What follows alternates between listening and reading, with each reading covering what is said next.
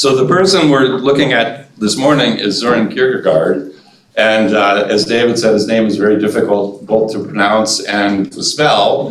He's from Denmark, Copenhagen, Denmark. He spent almost his entire life in Copenhagen. He died, you can see from his years on the top of the page, 1813 to 1855. He died very young. Thought he would die earlier though. When his name in Danish means churchyard, which is another word for a cemetery.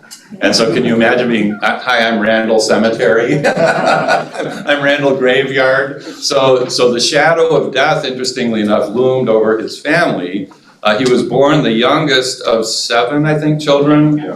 And by the time he was in his early 30s, all of his siblings were dead except one, including a wife of one of his brothers died when she came into the house. And he thought it was because something his father had done when his father was very young. His father became a very wealthy man, but he was raised in the northern part of Denmark in what's called the Jutland. And it's very much, actually, very similar to shepherding territory. Wherever you see a lot of sheep, it's kind of that cold, desolate sheep thing. Ingmar Bergman movies often conjure up this kind of imagery, even though he's from a different country. And so his father was brought up as a shepherd. And so one day, and he was brought up in a very pious Lutheran home. This is Kierkegaard's father. And one day he was out tending the sheep and it was pouring rain. And he had to be out there with them because sheep, when Jesus calls us sheep, it's not a compliment. So you always want to goat with sheep because goats know like how to get to the water and how to find shelter. Sheep are like, oh, this is interesting. Anyway, so he has to be with the sheep, but it's pouring rain, it's freezing cold, and he's standing there realizing this is going to be the rest of his life, right? And so he does what Job never did. He curses God for the day he was born.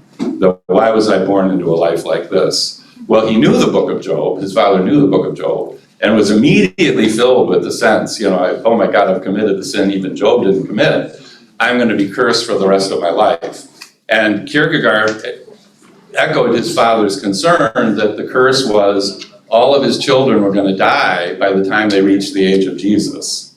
They were going to die in their early 30s. So this is something very much in the background of his life, is that he had this sense of impending doom, if you will, because of what had happened with his father. His father was also a very rigorous Christian, which is unusual in this day. And he wanted to raise Soren in particular. Soren was the youngest of his children. He was relatively old when he became a parent. And so this happened with my younger brother, who was born 10 years after I was, and I was the youngest of 4. My dad became a friend, which is kind of odd when that happens. Yeah, Tim? Was his father a pietist? Yes, his father was a pietist and also a state church Lutheran, so he's both. He went to the officially sanctioned Lutheran church in Denmark, which was the only legal church at the time, and also to the Moravian community. He was actually a sponsor of the Moravian community, but they couldn't hold official services. So that's kind of interesting. There's a Lidditz connection with Kierkegaard, that his father was very much involved in the community started by Zinzendorf. Zinzendorf actually was very friendly with the king of Denmark and visited Copenhagen during his own lifetime. So yes, thank you for that question. He was a pietist. And so as a pietist, he was deeply committed to Christ and especially to Christ crucified. And so he wanted to raise his son Soren with an impression of who Christ was.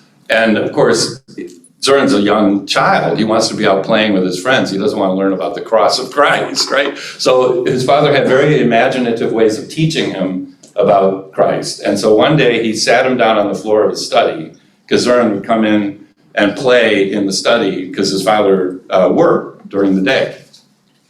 And his father had him look through a book of portraits. So this is the early 19th century, right? And so in this book of portraits were the heroes of history. And this is directly germane to what we'll be looking at this morning. And the heroes of history were like Napoleon, and so there's Napoleon on his horse with his arm famously at his side, etc. And so he looks like a hero. He looks like a world historical figure. And then there's Alexander the Great, right? And all of these other figures who look exactly like they should as having this kind of world historical influence. And then he turned, after several of these, he turned the page, and there was a portrait, probably like the Eisenheim altarpiece by Grunewald, very grim portrait of the crucifixion. And Kierkegaard is absolutely stunned, because there's no artwork like that in the church they went to in Denmark. And he looked at his father and said, "Who is this?" Isn't that interesting? He went to church every week with his dad and didn't know who that was. His father did this on purpose. He says, "Who is that?" And he says, "That's Jesus Christ."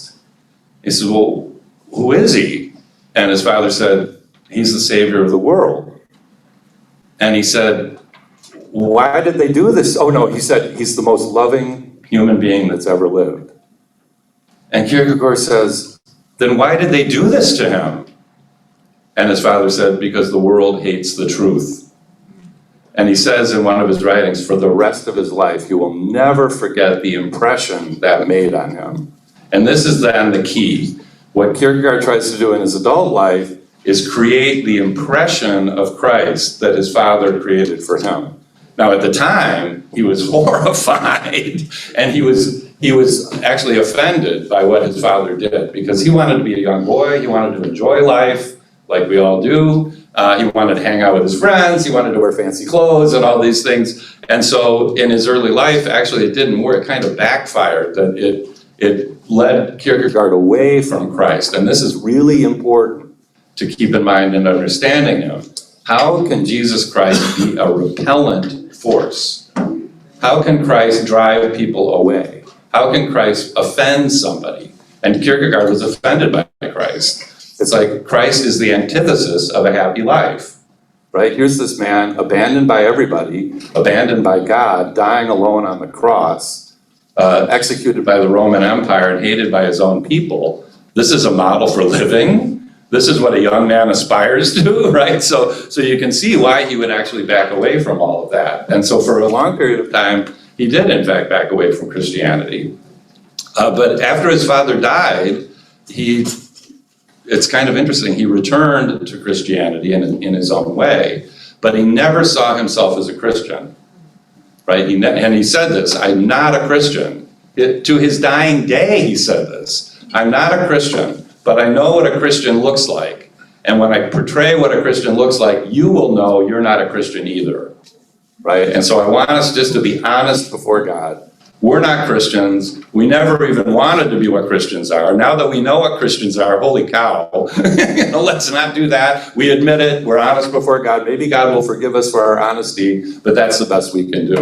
So it's really interesting that by the time he comes back to engaging Christianity, he doesn't ever call himself a Christian. He says he's more like Socrates. He said Socrates knew what we didn't know. Right? And so what Socrates would do was he would find people who thought they were wise, and then he would show them that they weren't. But he didn't say, "Because I'm wise." He would say, "Because I understand what I don't understand." Right? I understand what I don't understand. You don't understand that you don't understand. You think you understand things and you don't. And so in a way, Kierkegaard uses Socrates as his model for introducing this impression of Christ to his contemporary world. And he wrote in Danish, so it's a very particular Danish audience. Was he influenced by the Desert Fathers? Probably. The question was he influenced by the Desert Fathers? It's more than likely. My colleague Cyril O'Regan, who does a lot of work in 19th century theology and loves Kierkegaard himself, even though he's Roman Catholic, once said, and it was one of the best lines I've ever heard, Kierkegaard was a desert father in the city of Copenhagen. And so what he does is, in his own piety, he anticipates this kind of move toward a life of silence and solitude in the middle of the city, right? So he didn't run off to a cave somewhere, but he actually withdrew from society every single day. He would engage society on the streets of Copenhagen every day, but at night he would see no one. And that was his time in the evening. And that was his time of solitude and silence. And he thought that his own day, it's sort of getting ahead of ourselves, but he thought that his own day, and you can imagine what you think of our day, his own day was full of noise. And journalism in particular was taking off during this period. And he said, we now have faster and faster means of communicating nothing and nothing and nothing, right? And so think of social media, and Kierkegaard would be like, and Pascal would be the same, diversion, Pascal would say, Kierkegaard would be, there we go, nothing. What did Kim Kardashian wear today? Right? Oh my God, the Queen, the Queen did this. So anyway, so Kierkegaard would not be surprised by the internet, which can flash around the world less and less the worthy information. Now it also flashes around the world a lot of really cool stuff. So it's a mixed blessing that way. So anyway, so this is kind of in the background as well. This faster and faster communication about less and less of importance.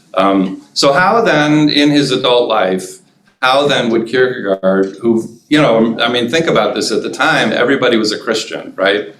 There were some Jews in Denmark, but very few. But everyone was baptized as an infant. And so Christendom means the baptized, right? So Christendom is the realm of the baptized. And Kierkegaard became convinced, especially through his father's tutelage, if you will, that Christendom and Christianity were antithetical to each other. And the opening quote in the handout makes that very clear. Christendom is the realm of the baptized, right? The community of the baptized. Christendom has abolished Christianity. That's a pretty strong claim, right? He's not like reforming. He says Christendom has abolished Christianity, but without really knowing it itself. So Christendom thinks it's Christian. That's the problem. How do you convince people who think they're Christian that they're not? They may never even have known what it is to be Christian. They may never have even known who Christ is, etc.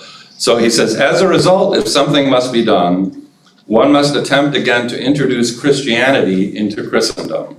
In a way, Pascal and Kierkegaard are on the same page. In fact, Kierkegaard really liked Pascal because they're talking to an audience that thinks it's Christian or thinks it knows what Christianity is about and either rejects it, that would be Pascal's audience, or says, yeah, that's exactly it.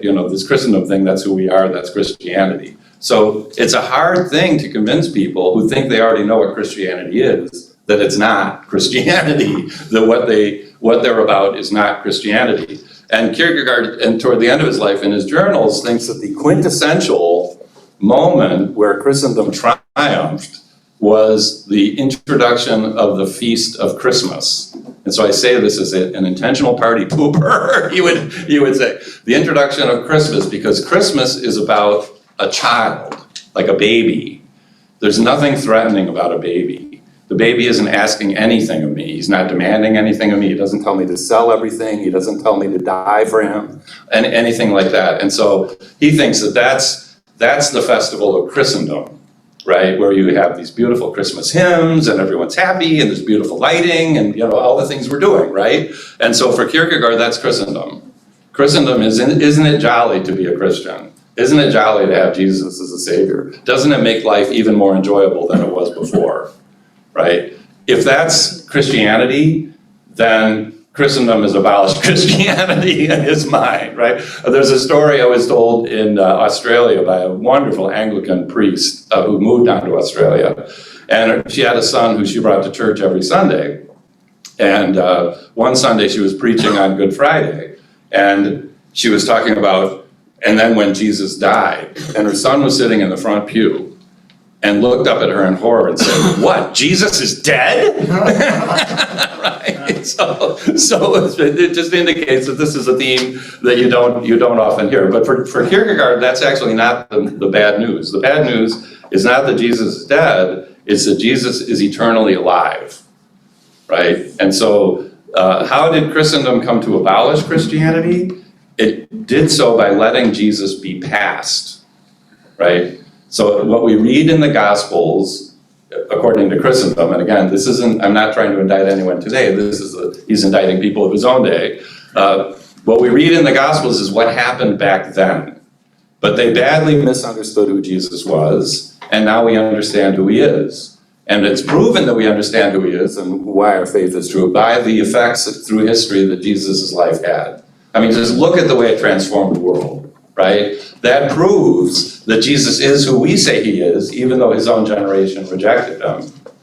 Well, Kierkegaard would say that's exactly how you abolish Christ, right? You make him into a past event, especially the Christ of the Synoptic Gospels.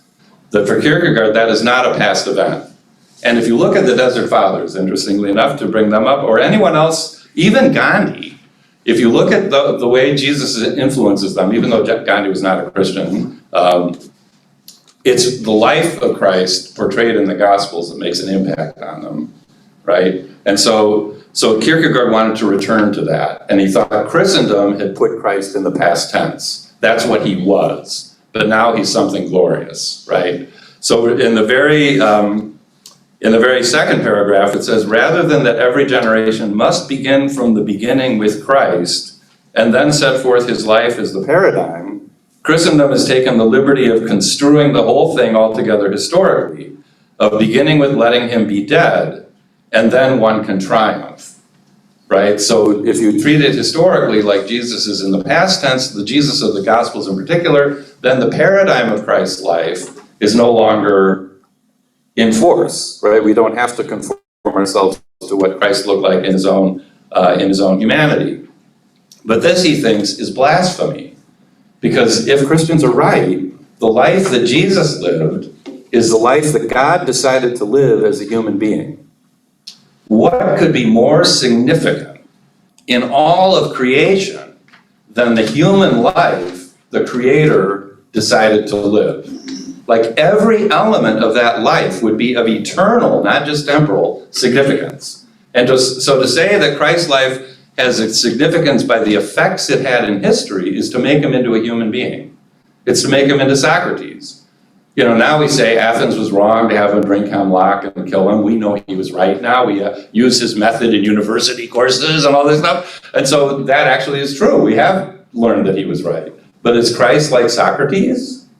That it takes the consequences of his life to show what he was? Or is his life infinitely and eternally important because the life he lived is the life God lived as a human being? And Kierkegaard takes the latter, obviously, as his point. And it's a really interesting point. So for him, in that third quote, as God, he's talking about Jesus here, his life, the life that he lived and has lived, is infinitely more decisive than all other results of it in history.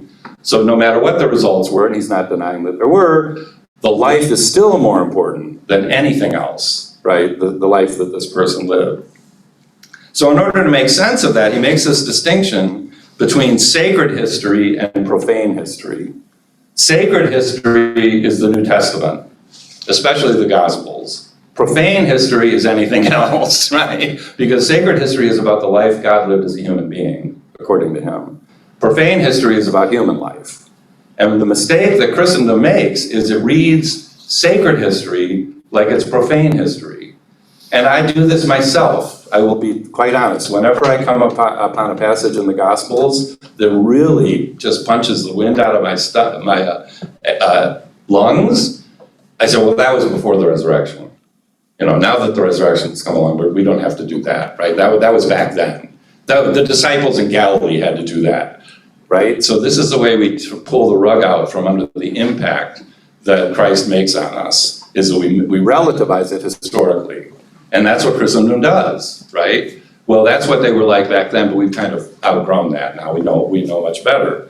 So for him, sacred history is absolutely essential. And when you take sacred history as being the central element, then Christ is never a past event. Christ is always the contemporary of every generation. Right, so Christ is our contemporary right now as much as he was the contemporary of Peter and Andrew and James and John, right? He is the same one, still here as a contemporary. So he says in that, I think it's 5th quote, right in the middle of the page, history you can read and hear about as about the past. Here you can, if it so pleases you, judge by the outcome. But Christ's life on earth is not a past. It did not wait at the time 1,800 years ago, and does not wait now for any assurance of any outcome. His life on earth accompanies the human race and accompanies each particular generation as the eternal history. His life on earth has the eternal contemporaneity. right? So Christ is our contemporary now, just as much as he was a contemporary of the apostles back in the beginning. And therefore he says, thus every human being is able to become contemporary only with the time in which he is living, and then with one more, with Christ's life upon earth. For Christ's life upon earth, the sacred history, stands alone by itself outside of history. It's really an interesting idea, actually, that the sacred history we hear, which is probably why the Gospels are held up, right, before they're read, is that sacred history isn't about somebody past, it's about who he is right now. And the words he's saying to us right now, and the person he is in front of us right now, is who he is, not who he was. It's a very powerful image, actually, when you think about it. But if that takes place, if you become a contemporary of Christ, and he says, unless we become contemporaneous with Christ, we can't believe, right? So if we think Christ is a past event, and we're saved by the work of the church that he founded, then you're not a Christian. You can never become a Christian. You can only become a Christian, he thinks, by confronting Christ as your contemporary, which means confronting Christ in the sacred history of the Gospels, and especially, truth be told, the Gospel of Matthew. He gravitates toward that. And pardon my French, hard-ass Christians tend to do that, right? The Mennonites gravitate toward that. The Dalai Lama, he's not even a Christian, gravitates toward that. Mahatma Gandhi gravitated toward Matthew. Matthew really becomes kind of the magnet of people who find Christ very demanding and very intriguing that way. Well, what happens then when we do confront Christ as our contemporary, if that happens, is that the possibility arises that we may be offended, right? The possibility arises, or at least it should arise, that we may be offended. And by offense, he means repelled. It's not offended as in, oh, she passed gas in public and I'm offended by that, although that's repellent in its own way, I guess. But I'm just trying to pick a social decorum thing. But offense means fundamentally driven away, right? So there's an element, it's like when you hold two magnets together on the same pole. And at a certain point they're drawn together and at a certain point they repel each other. That's really what offense is. It arises when you're initially drawn to something and then you're repelled from it. But not completely. But you're drawn and then you back up because you can't understand what's going on, right? And what we like to do in life is we like to understand things before we make a decision. Like, what's in it for me? What's the cost-benefit analysis? What's the probability of success? Who is this? What's going on? Let me see a police background report, et cetera. We think, actually, and that's why we love the weather, right? Because we think we can predict the future and control it. Things happen all the time that are not predictable, but that's another story. But if Christ is actually who he is now as who he was then we really can't, he thinks, understand him. We can't understand him. And so that raises the possibility that we would be offended, right? But if we are offended, that's our decision. Like he's not offensive. He doesn't make me be offended. He raises the possibility I could be offended. Or he raises the possibility I would believe, right? So the possibility of offense is what's missing in Christendom. He would say, if you hear preaching of Christ or see portraits of Christ that don't raise the possibility that you could be offended, that's a fantasy. And that's what Christendom has done. It's created a fantastic Christ that never existed. Even when it quotes what Christ says, it pictures him saying it as something other than what he was, right? So this poor guy from Galilee who's hanging out with people who don't have anything, right? So in any case, this becomes the decisive criterion for him. To reintroduce Christianity into Christendom is to reintroduce Christ to Christendom, and to reintroduce Christ to Christendom means to reintroduce the possibility of offense, which is the only way by which we might have faith. So if it's not possible that we're offended, then it's not also possible that we believe. And so he goes through the Gospels and sort of tries to sort out, because it is true in the Gospels, people are offended and they go away, right? So Christ tells them things and they understand exactly what he said and they just are offended and they walk away. At the end of the story, the disciples are offended and walk away and they leave him alone. The Gospel of John, he tells them that. You will all be offended and I will be left alone. So how is that possible, right? How is it possible that the most loving one in the world, the God who came to save us, drives people away, as well as draws them to himself, right? So that's Kierkegaard's question. Well, he thinks that there are basically two, and I would say there are actually three ways by which the possibility of offense arises. And they all have to do with the composite, as he says, God-human, right? So it's right at the bottom of the page. He says, the God-man is not the union of God and humanity. Such terminology is a profound optical illusion. He thinks that's really easy for us to say. God became human, right? The God-man, or the God-human, is the unity of God and an individual human being. God didn't become human. Jesus is God, right? And that's the problem. That particular human being is God. He said, offense in the strictest sense, therefore, relates to the God-man, pardon my uninclusive language, and has two forms. And I think it's three. It is either in relation to the loftiness that one is offended, that an individual human being claims to be God, acts or speaks in a manner that manifests God, or the offense is in relation to the lowliness, that the one who is God is this lowly human being, suffering as a lowly human being. In the one case, the qualification human is presupposed, and the offense is at the qualification God.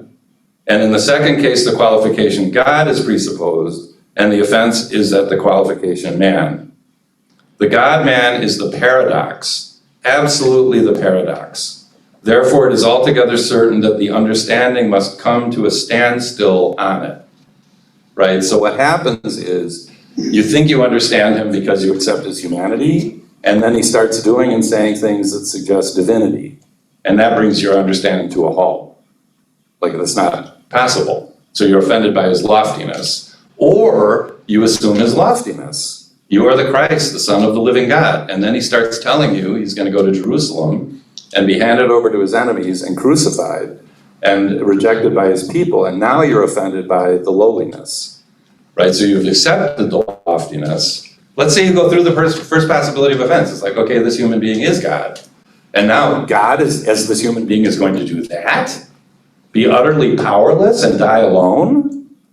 So you can see, well, then the third form of offense, just to make sure we get those all out there, is at the very bottom. And the third form of the offense is, not only did that happen to him, if you believe in him and let him save you, that's what's going to happen to you.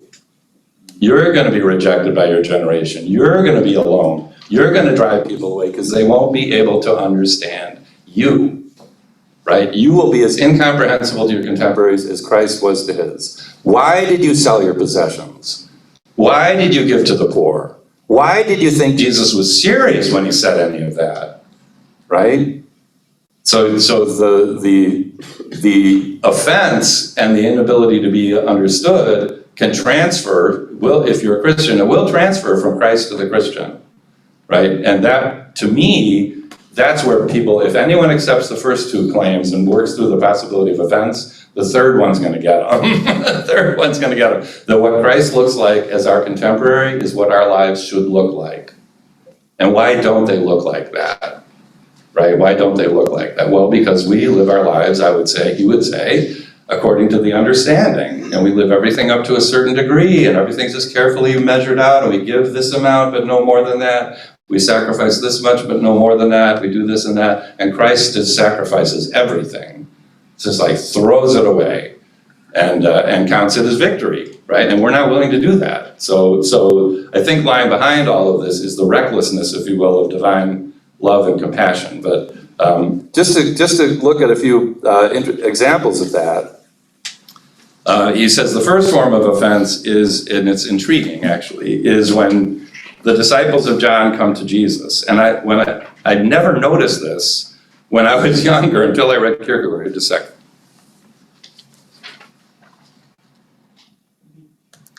It's in Matthew 11. And John the Baptist, who baptized Jesus, is in prison. And he hears what Jesus is doing. And so it says, when John heard in prison that what the Messiah was doing, he sent word by his disciples and said to him, "Are you the one who is to come, or are we to wait for another?" not exactly, by the way, a resounding recommendation. It's like, so John's already got his doubts.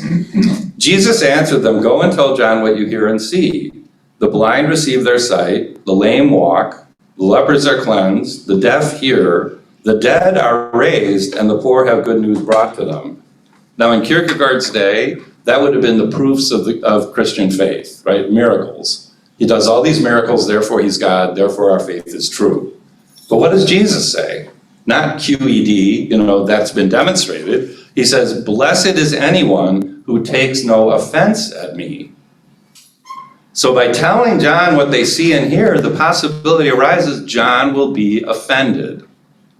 How could John be offended? These are all the things we think the Messiah should do, right? So that's Kierkegaard's point, that in this instance, he thinks this is offense at the loftiness, that this human being claims to be divine, and that raises the possibility we might be offended. I really do think that's fascinating, though, that he ends the whole thing with, "Blessed is the one who is not offended by me." So there are other examples, especially in the Gospel of John, where he says, "Unless you eat my flesh and drink my blood, you have no life within you." And so he claims his body is the source of eternal life and the bread of heaven, and only God can give that bread, and therefore lots of people in that one go away because they're offended. Isn't it like 60 disciples, I think, are offended, and that's it, they're done. They check out. We're done, out of here, bye. So they are offended, right? The other disciples, the possibility has arisen that they'll be offended, but they don't leave, right? Jesus turns to them and says, "Are you also going to leave?" And Peter says, "Lord, to whom shall we go? You have the words of eternal life." Well, Peter hasn't got to the point yet where he's going to check out. We'll get to that next. Right? So it is possible, in other words, in dealing with Christ, that you actually can pass through one form of the offense. A lot of the disciples didn't, and they're gone. We don't even know who they were. They're gone. But a lot of disciples did go through one form, but then they hit the other form. So let's say you believe that he is the bread of life. How in the world does the bread of life wind up the way the bread of life did? Let's say you believe I am the resurrection, the truth, and the life, and the way, and all that. How in the world does the resurrection end up the way he did? So that brings up the second form of offense. And I think, in my mind, Kierkegaard really accentuates this, because the second form leads to the third form of the offense as well. The second form of offense is in relation to lowliness, that he, the lofty exalted one, the Father's only begotten Son, that he should suffer in this manner, that he should be surrendered powerless into the hands of his enemies. What causes Peter to be quite beside himself, what hits him like a stroke, is that he had believed that Christ was the Father's only begotten Son. That a human being falls into the power of his enemies and then does nothing, that is human. But that the one whose almighty hand has done signs and wonders, that he now stands there powerless and paralyzed, precisely this is what brings Peter to deny him, right? And so he wants to understand not that Peter denied him, why did Peter deny him? And it's because he believed in the exaltedness of Jesus and then was offended, and he was offended, they all were, I think, that was offended by what that loftiness wound up doing, right? Which also then puts them in a real stew, right? Because they counted on him to defend them. They counted on him to protect them. And now he's gone into Jerusalem to die, right? Which is really something. So there's a quote right after that that really gets to the heart of his vision of things here, which I'll just read. It goes to what he considers to be the central category of the possibility of offense, which actually did lead the disciples to be offended by him, and led Kierkegaard later, 1800 years later, to be offended by him as well. When we see him nailed to the cross like a criminal, we may say that never has anyone, humanly speaking, accomplished so little. And notice, if the sacred history ends with that, he didn't accomplish anything, even as a human being. And never has any cause, humanly speaking, been so lost as he and his cause are at this moment. We forget the horror. In the horror, we forget the horror. That his enemies and evil gain power over him, well, humanly speaking, we cannot therefore say that his coming into the world was futile. But at the moment when all were offended at him, even Peter, humanly speaking, did not his whole life seem futile. He wanted to save all, literally all, and all were offended at him, literally all. Abysmal suffering, unfathomable to the human understanding, to have to be the sign of offense in order to be the object of faith. And the paradox is, once God becomes a human being, God cannot undo the incognito. God cannot directly appear as God, because God is a human being.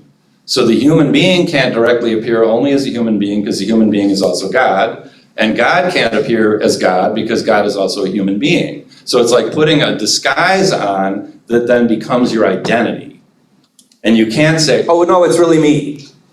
Right? It's me, and that's what Christendom does. It's like, oh, but the resurrection, the mask comes off. Oh, it's God, okay, fine, everything's fine. And that means we don't have to suffer, right? We don't have to look like that guy who's the biggest loser of history. We now can lead happy, successful lives and get on with it. And so the painfulness of Christ's suffering is that by becoming human, God becomes impossible to be recognized, right? And which is why it demands faith. But that impossibility of recognition also raises the possibility that we might be offended. But if we try to understand him, we will fail. Or we'll create something we can understand, right? Christendom did that. It created a Christ that can understand, with reasons to believe that we can understand, that we can all get behind, that improve the world and improve our lives and lead to happiness, etc. But that's not, for Kierkegaard, that's not Christ. Well, the final form of offense, and I do want to get to it because I think it really is in many ways decisive, is what this means for us. And Kierkegaard was convinced, and modern theology follows him even more on this, that Christ came especially, he came for all, but he came especially for the poor. He came for those who were mentally diseased, mentally disturbed. He came for people bleeding for decades, right? He came for people who were just oppressed by the circumstances of life, whose last thing in the world would say they enjoy life, right? These are people like Kierkegaard, actually, who didn't enjoy life. And Christ is coming for them. Come unto me, all ye who are weary and are heavy laden, and I will give you rest. I mean, I'm calling the rest of you folks that we're all happy and living a good life, like me, but I'm really calling the people who are heavy laden and oppressed. And he doesn't just mean by that economically disadvantaged, although he did. He also means people who are ill, people who are suffering from mental depression, all sorts of things. Those are the people for whom Christ comes. And he calls them to himself, and he will give them rest. So let's say they believe him, and they come to him. What does he tell them? Now that you belong to me, you will suffer for the sake of my name. You will suffer for the rest of your life because you confess me. Because you've sought help in me, you will suffer the way I'm suffering. Right? You will become as incomprehensible to your contemporaries as I am to you in your own way. And so he has this narrative here, and we'll end with this one, the final quote. He says, Christianity does indeed proclaim itself to be comfort, cure, and healing. That being so, people turn to it as they do to a friend in need. In other words, when they're in need, they turn to a friend, is what he means. Thank it as they thank a helper, because by the help of it, or by its help, they believe they will be able to bear the suffering under which they sigh. And then the very opposite happens. They go to the word to seek help, and then they come to suffer on account of the word. What is Christianity then? And what is it good for? See, that's what the understanding wants to know. People seek help from it, are willing to thank it beyond measure. And then the very opposite happens, and they come to suffer on account of it. Not on account of cancer, not on account of unemployment, not on account of inflation, not on account of the war in Ukraine, because they went to Christ for help. They suffer because they went to Christ for help. It's voluntary. So how do they stop that suffering? Leave him, and then it's gone, right? So it's voluntary suffering. Now the understanding is brought to a halt at the possibility of offense, and you can see why. The helper becomes a torment, right? The helper isn't helping me at all. Now the issue is, will you be offended or will you believe? If you believe, then you push through the possibility of offense and accept Christianity on any terms. In other words, you're not bargaining anymore. So it goes, or it really means it's so it is a go. It's what you say right before you go into a battle, apparently. So it's a go. then forget the understanding. Then you say, whether it is a help or a torment, I want only one thing. Going back to purity of heart is to will one thing. I want only one thing. I want to belong to Christ. I want to be a Christian, no matter what the cost, right? So that for him is Christianity. Christianity is passing through the offense of loftiness, passing through the offense of lowliness, and especially passing through the offense of what happens to your life when you commit to him. And then saying that nonetheless, I don't understand any of this. I don't understand it at all. And it could at some point drive me away. Like the possibility of offense is always there, right? But I want to belong to him. That's all I want. I just want to belong to him, whatever the cost. So you can see why he didn't claim to be a Christian, because he didn't think he'd ever really fully done that. He lived a pretty nice life, actually, on his father's inheritance. But he did see something, and that's why he's still read, I think. He did see something that really is disturbingly true. And I used to try to get away from him. I studied him as a senior in college and was completely blown away by what he was doing. And then it really bothered me. And I just wanted him to go away and leave me alone. And I wound up re-encountering him when I was at Notre Dame, and I was teaching this course on the history of theological traditions in the modern era. And I thought, well, I gotta put Kierkegaard on there, even though he drives me crazy.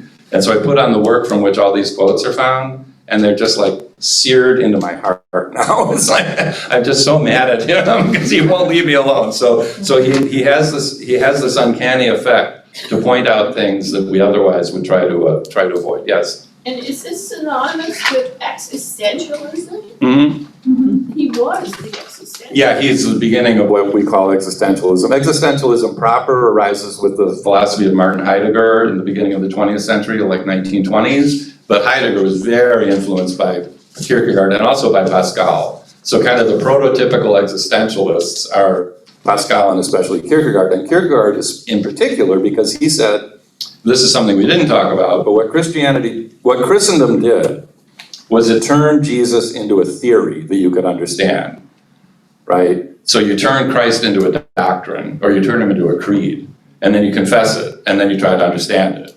And he said, no, Christianity is not a theory that you understand. It's existence communication. So the meaning of Christianity is your life. What does your life express? Right, which is why, going back to Tim's question, he liked silence. Because in silence, if we stop talking, which is something I rarely do, if we stop talking, we then can examine, what does my life express? I mean, it's especially true for me, because if you teach Christianity over and over, you have this illusion, this optical illusion that that's what your life is. But it's not. I teach stuff that is directly contrary to my life, right? So that's why he would be called an existentialist, because it's existence communication. And so Christianity is really about your existence. It's about your existence in light of the existence of this one human being who is also divine. And so what does your life express would be Kierkegaard's major question. So thank you for that.